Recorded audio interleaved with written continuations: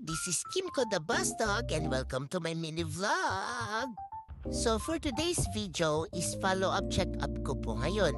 Tara, samahan niyo ako.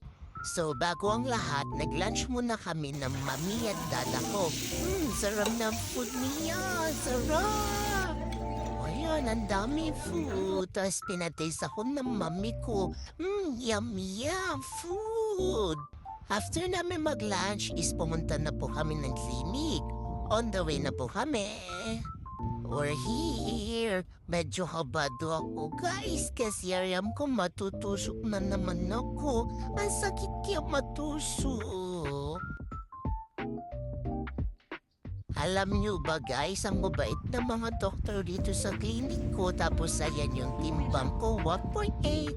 Ayan, CBC na tayo guys. So, kinomfort ako ng dada ko dito. So dito guys, dinidiscuss ni Doc yung complete blood count ko at may improvement naman. Thank you Lord. At pinapatake na ako dito ng Bravecto. Ang yucky, I can't. Tiluwa ako guys. So ayun lang guys. See you next vlog. Bye-bye.